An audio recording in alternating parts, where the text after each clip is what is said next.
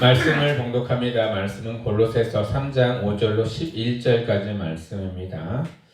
골로새서 3장 5절로 11절까지 말씀이에요.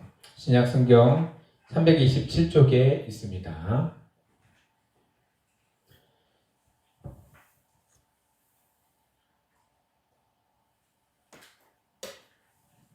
골로새서 3장 5절로 11절. 저와 여러분이 한 장씩 교독하시고 마지막 절은 나같이 봉독하겠습니다.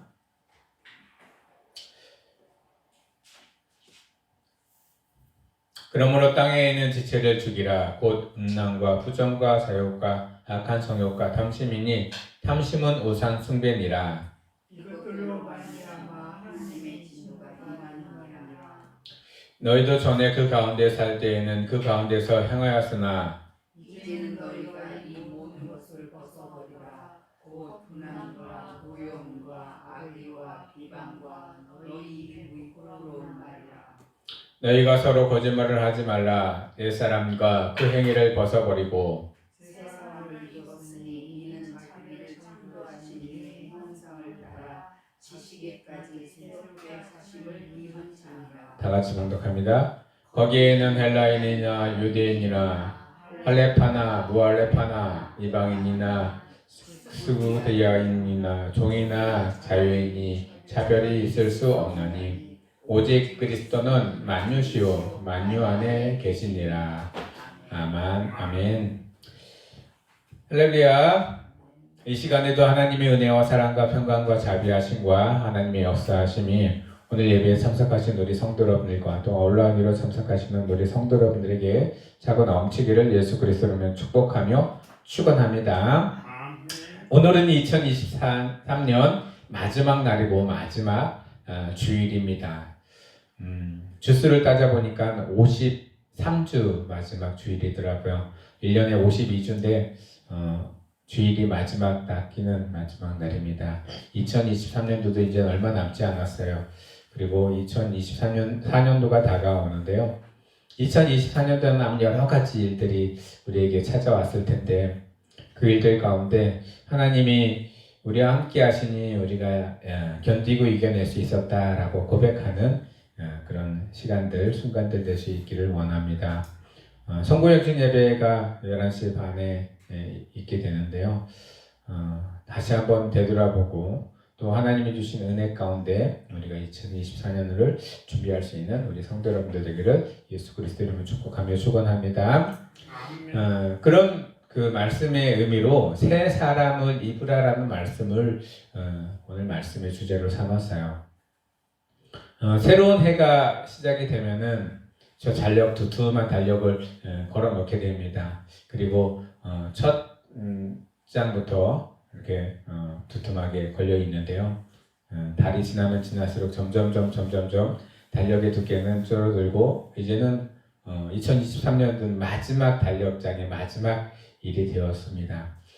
하나님은요 우리 가운데 새해가 되면 항상 새 마음을 허락해 주십니다. 근데 이 새 마음이 우리 가운데 임해서 얼마나 갈까요? 우리나라 말 중에 작심삼일이라는 말이 있습니다. 3일이라도 가면은 그래도 좋겠는데 작심을 하고 바로 뒤집어지는 때가 많이 있습니다. 그래도 우리 성도 여러분들은 하나님이 주시는 은혜로 우리 가운데 주신 하나님의 힘으로 또한 작정하고 작심한 일들을 끝까지 잘 이뤄 나가시는 우리 성도 여러분들 되기를 예수 그리스도로 축복하며 축원합니다.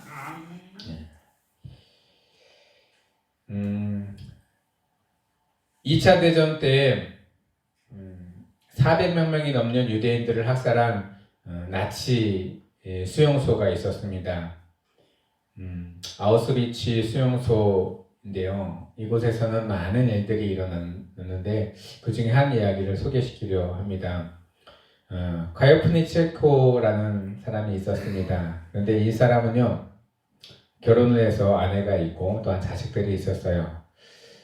그런데 이 수용소에서는요 한 사람이 탈옥을 하면 10사람을 죽이는 그런 제도가 있었어요.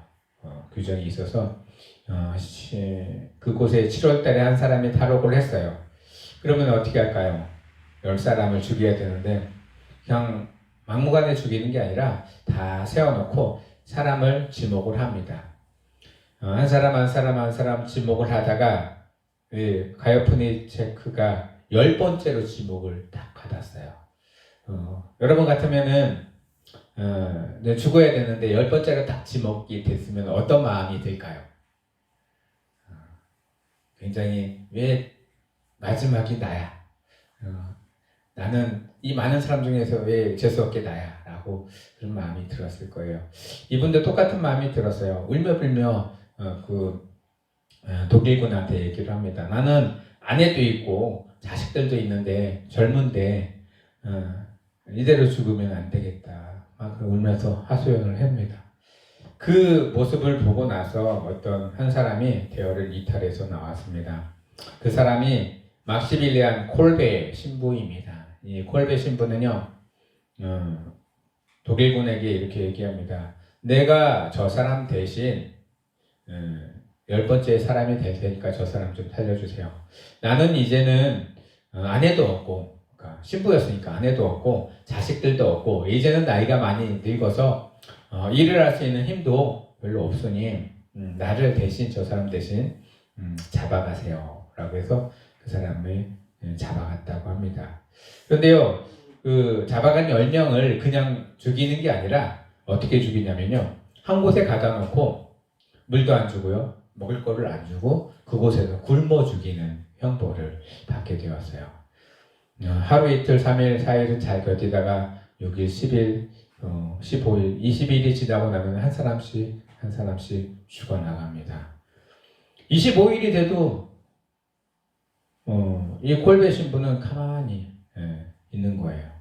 다른 사람들이 9명이 이제는 다 죽어나갔는데도 콜베 신부는 죽지 않았어요. 이 독일군들이 어떻게 했을까요? 이 콜베 신부를 잡아다가 그 페놀 주사를 정맥에다 넣고 죽였습니다. 그 죽임을 당하고 나서 얼마 안 있다가 독일군들이 2차 대전에서 패해서 거기 수용소에 있던 많은 사람들도 이제 풀려나게 되는데요. 이 풀려나가게 된 사람들 중에 가요프트 체코도 있었어요. 그런데 그는요, 콜베 신부 때문에 살았잖아요. 그래서 콜베 신부가 죽은 날짜가 8월 14일 날 죽었대요. 그래서 매년 8월 14일만 되면은 아우슈비츠 수용소로 찾아간다고 합니다.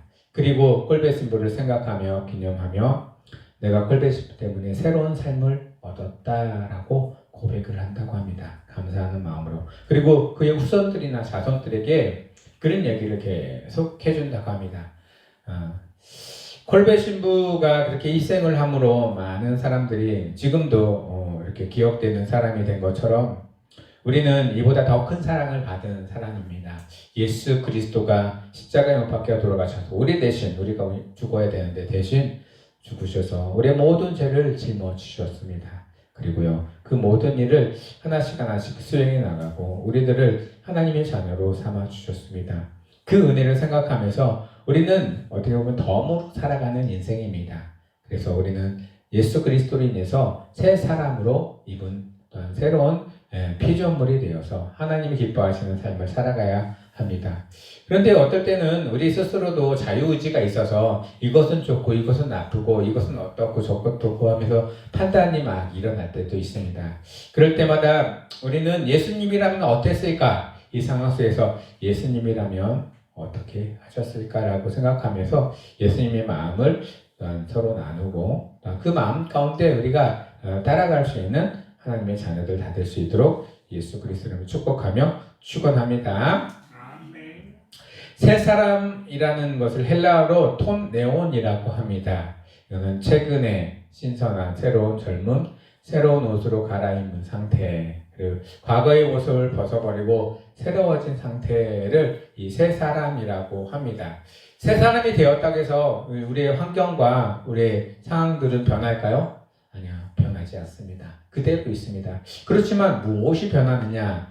우리의 마음과 우리의 속 사람이 변하게 됩니다. 그리고 우리 눈이 바라보는 눈이 바뀌게 되고 변화하게 됩니다. 예, 세상은 그렇게 호락호락하게 쉽게 변하지가 않습니다. 그런데요, 하나님이 우리에게 주시는 은혜로 우리 바라보는 눈과 우리의 마음과 생각들이 바뀔 수는 있습니다. 하나님이 주시는 능력으로 우리의 삶이 하나님이 기뻐하시는 삶으로 바뀌어 나가는 우리 성도 여러분들 되기를 예수 그리스도로 축복하며 축원합니다. 바울이라는 사람이 있었죠. 네. 바울은 처음에 이름은 사울이었습니다. 사울이었을 때 얼마나 악행을 많이 저지르는지 하나님을 믿는 사람들을 다 잡아서 또 하나님을 믿는 사람들을 박해하고 죽이고 또한 그를 옥에 가두면서 또한 죽이기까지 했던 사람이 사울이었습니다. 그게 옳은 것이라고 생각을 하고 살았어요. 나의 생각과 판단으로 그 일들을 계속 해 나갔어요. 그런데요, 사울이 예수님을 만났습니다. 하나님을 만났고요. 하나님이 바울에게 하나님의 명령과 뜻을 증거하고요. 하나님의 하나님됨을 알렸습니다. 그랬더니 바울의 삶이 완전히 바뀌어버렸어요. 그 전에 그렇게 좋은 것이라고 생각하고 옳은 것이라고 생각했던 모든 것들이 죄라는 사실을 깨달았습니다. 그리고요, 그의 삶이 완전히 변화받는 것을 보게 됩니다. 전에는 예수 믿던 사람들을 박해하는 그 일을 했다면은 이제는요, 본인 스스로가 예수님을 증거하고 하나님을 증거하는 삶을 살았습니다. 우리의 옛사람이 어떻습니까? 하나님을 거부하고 하나님을 멀리했던 때가 있는 사람도 있고 없는 사람도 있을 것입니다. 그의 그 삶 가운데 하나님이 우리와 늘 함께 계심을 고백하고 하나님이 지금도 현재도 과거도 미래도 우리와 함께 하신다는 것을 인정하고요. 그걸 하나님을 고백하며 나아가시는 우리 성도 여러분들 되기를 예수 그리스도로 축복하며 축원합니다. 우리는 예수 그리스도와 함께 다시 살아남으로 새 생명을 얻었습니다. 그리고 바울에게 주신 은혜를 우리에게도 허락하여 주셨습니다. 하나님을 만났다고 해서 우리의 모든 환경들이 순식간에 싹 변하지는 않습니다. 또한 하나님을 만났다고 해서 우리의 모든 가족들이나 상황들이 한순간에 다 변하지는 않습니다. 그렇지만은 우리의 생각과 마음이 변하게 됩니다. 변화받은 삶의 모습으로 살아가야 한다는 것입니다. 바울은요, 예수님을 만나고 변화받은 모습이 다 되었을 때 그 전의 모습들은 다 배설물처럼 버렸다라고 하였습니다. 조금이라도 전의 삶들을 동경하며 살아가지 않았다는 것입니다. 우리도요, 예수님을 만나고 예수님이 우리를 새 사람으로 입혀주신 그 옷을 입은 가서는 옛적 것들은 다 벗어버리고 하나님이 기뻐하시는 그 일들을 해나가시면서 하나님께 영광을 돌리시는 우리 성도 여러분들 되기를 예수 그리스도로 축복하며 축원합니다. 갈라디아서 1장 23, 24절에 보면은 바울이 변화받고 나서 이렇게 고백을 합니다. 다만 우리를 박해하던 자가 전에 멸하였던 그 믿음을 지금 전한다 함을 듣고 나로 말미암아 하나님께 영광을 돌리니라.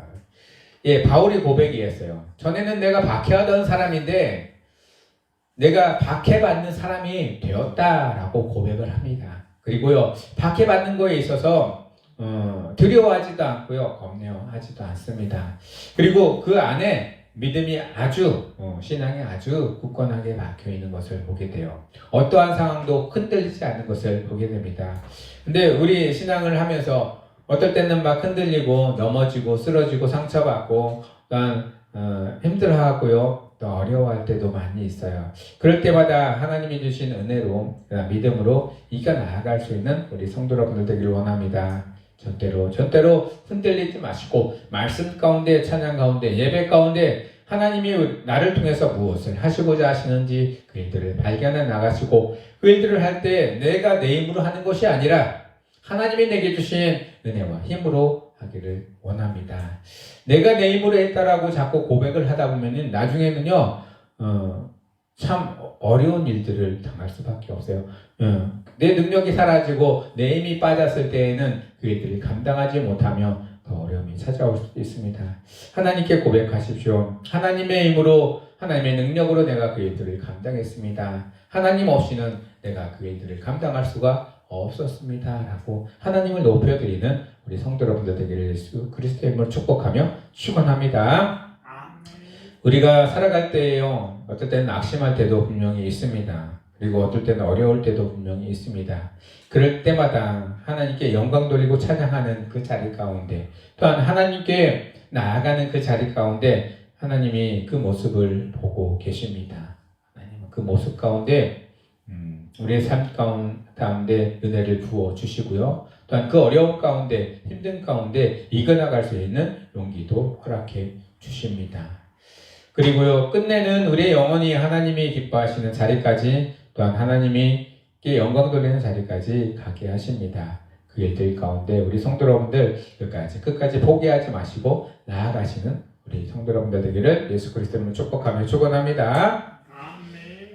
그럼 변화받은 새 사람을 입었을 때 우리에게 어떠한 변화들이 나타나냐고 오늘 말씀에서는 기록하고 있는데요. 골로새서 3장 12절에 있는 말씀이 있습니다. 그러므로 너희는 하나님의 택하신 거룩하고 사랑받는 자처럼 긍휼과 자비와 겸손과 온유와 오래 참음을 옷 입고, 하나님이 우리에게 주시는 것은요, 긍휼과 자비, 겸손과 온유와 오래 참음, 그리고 사랑하고 용서하는 것을 허락해 주신다고 하셨어요. 하나님을 믿는다라고 하면은 세상 사람들이 우리를 봤을 때 뭐라도 다를 게 있어야 될 거 아닙니까? 그것이 바로 긍휼과 자비와 겸손과 오래 참음과 사랑과 용서입니다. 긍휼을 불쌍히 여기는 마음이고요. 자비는 베풀고자 하는 넉넉함. 여기서 자비는요, 많이 있어서 베푸는 것이 아니라 내게 있는 것으로 베풀어 줄 수 있는 넉넉한 마음을 자비라고 합니다. 겸손은 자기는 낮추고 남을 낮게 여기고 남을 높여주는 게 겸손이고요. 오래 참으면 견디고 인내하는 것이 오래 참음입니다. 그리고 사랑은요, 무조건적인 사랑, 아가페의 사랑이에요. 하나님이 우리에게 주신 무조건적인 사랑을 나도 실천하며 살아가야 돼요. 그런데 이게 쉽나요? 쉽지 않습니다. 어렵습니다.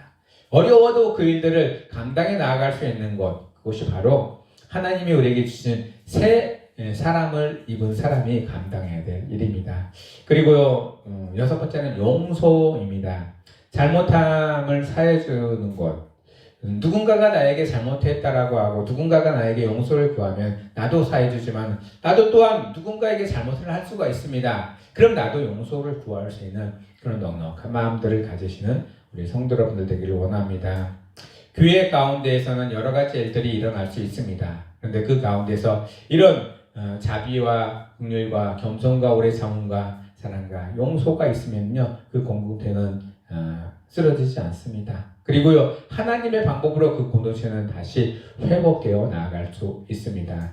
하나님이 이 성산 감리교회 안에, 이 공동체 안에 그런 일들이 일어나길 원합니다. 어떨 때는 하나님을 믿는 사람인데 왜 믿는 사람들끼리 왜 그래라고 할 수도 있습니다. 그런데요, 상처를 줄 수도 있고 받을 수도 있다는 사실을 인정하시고요. 그리고 나로 인해서 상처를 받았던 사람이나 나로 인해서 또한 마음에 불편함이 있었던 사람들에게 또한 사랑으로서, 무조건적인 사랑으로서, 또한 자비로서, 긍휼로서, 또한 용서함으로써 다가갈 수 있는 우리 성도 여러분들 되기를 예수 그리스도로 축복하며 축원합니다. 우리는 예수 그리스도를 믿고 그로 인해 새로운 사람을 입은 사람입니다. 이제부터는 하늘의 것을 옷 입고 나의 마음과 몸과 행동을 하나님께 영광을 돌리는 일로 나아가야 할 것입니다. 하나님이 좋아하는 말을 하고 주님의 복음을 전하는 새로운 삶을 사는 성도 여러분들 되기를 예수 그리스도를 축복하며 축원합니다. 우리가 살아가면서요, 나의 스타일은 아니야, 난 그런 거 하기 싫어, 내 성향이랑 안 맞아, 내 생각은 이게 아닌데 내 생각과 달라 라고 얘기할 때도 분명히 있습니다. 그런데요, 다른 것을 인정할 수 있는 그런 마음이 되기를 원합니다. 모든 사람이 다 똑같을 수는 없어요. 다르지만 그 안에서 하나의 목적을, 하나의 방향을 바라보면서 나아갈 수 있기를 원합니다. 하나님은요, 우리 가운데 하나님이 기뻐하시는 일들을 행하기를 원합니다. 그리고요, 성도들이 하나님만 바라보고 예수님만 바라보고 나아가길 원합니다. 세상의 그 어떤 사람들의 모습과 신앙의 모습을 보고 왜 저럴까라고 생각하지 마시고요. 하나님과의 관계만 정확히 이렇게 맺어 나가시는 우리 성도 여러분들 되기를 예수 그리스도로 축복하며 축원합니다. 나의 스타일이 아니라 예수님의 스타일로 난 그런 거 하기 싫어. 예수님이 하시라고 하시면 나는 그렇게 하겠어. 내 성향이 아니라 예수님의 성향으로, 난 나의 생각이 아니라 예수님의 생각으로 나아가는 우리 성도 여러분들 되기를 원합니다. 예수님과 하나가 되면은요, 성도들끼리도 하나가 될 수 있어요. 그런데 예수님과 하나가 되지 못하면 서로 이렇게 분열이 될 수밖에 없습니다. 우리 성도 여러분들은 예수님과 한 마음이 되고 한 뜻이 되어서서 또한 나의 것은 내려놓고 하나님의 것을 취할 수 있는 우리 성도 여러분들 되기를 예수 그리스도로 축복하며 축원합니다. 우리는 예수 그리스도로 인해서 새로운 삶을 살아가게 되는 새로운 인생의 전환점에 있습니다. 그리고요, 그 인생의 전환점에서 우리는 하나님만 바라보고 나아가길 원합니다. 이전 것은 다 지나갔으니 보라 새 것이 되었도다 라고 하는 말이 있습니다. 고린도후서 말씀을 정리하겠습니다. 주 안에서 우리는 새로운 피조물입니다. 새로운 피조물이라는 것은 새롭게 만들어졌다라는 것이에요. 우리가 있는 모습 그대로 새롭게 만들어졌어요. 아담과 하와는 하나님이 빚어서 만들었지만 우리는요, 예수 그리스도인으로 새롭게 빚어졌습니다. 새로운 피조물은 새로운 피조물로서의 하나님의 뜻을 이루어 드려야 할 것입니다. 우리의 뜻은요, 하나님을 기쁘시게 해드리는 게 삶의 목표가 되어지고 또한 하나님을 증거하는 게 삶의 목표가 되어지기를 원합니다. 우리의 모든 것 가운데 함께 하시는 하나님만 바라보는 우리 성도 여러분들 되기를 예수 그리스도를 축복하며 축원합니다. 우리를 대신하여 죽으신 예수 그리스도, 독일군 수용소에서 가요프딘 체코를 구원하고 대신 죽은 콜베 신부처럼 우리의 삶 가운데서도 우리를 대신해서 죽으신 예수님을 늘 기억하면서 기념하면서 살아가시는 우리 성도 여러분들 되기를 예수 그리스도로 축복하며 축원합니다. 마지막 말씀 고린도후서 5장 17절 말씀을 함께 봉독하고 오늘 말씀을 정리하도록 하겠습니다. 다 같이 봉독합니다. 시작. 그런즉 누구든지 그리스도 안에 있으면 새로운 피조물이라. 이전 것은 지나갔으니 보라 새 것이 되었도다. 아멘. 기도하겠습니다.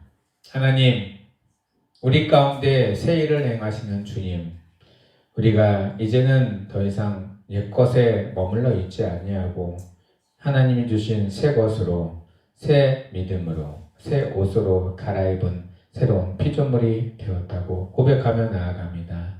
하나님, 새로운 피조물은 하나님이 주신 새로운 비전 가운데 나아가고 하나님이 주신 은혜 가운데 나아갑니다. 내 것이 아니라 하나님의 것으로 나아갈 수 있는 우리 성도 여러분들 다 될 수 있도록 도와주시옵소서. 새로 포도주는 새 푸대에 넣어야 할 것이다 라고 말씀하신 주님, 우리의 푸대가 이제 헌 것이 아니라 새 것으로 변화받고 새 것으로 새 포도주를 받아들일 수 있는 우리 성도 여러분들 다 되고 우리 성상 감리교가 될 수 있도록 역사하여 주시옵소서. 비록 눈으로 보고 또한 느끼는 것은 변화받지 않은 것처럼 보이고 변화되지 않은 것처럼 보이고 세상은 변한 게 하나도 없는 것처럼 보이지만 우리의 삶과 생각 가운데 마음 가운데 하나님의 새 사랑을 입혀주셔서 감사합니다. 새 것으로 살아갈 때 하나님의 기쁘시게 드리는 우리 성도 여러분들 다 될 수 있도록 역사하여 주시옵소서. 이 모든 말씀 예수 그리스도의 이름으로 감사하며 기도드리옵나이다. 아멘. 찬송가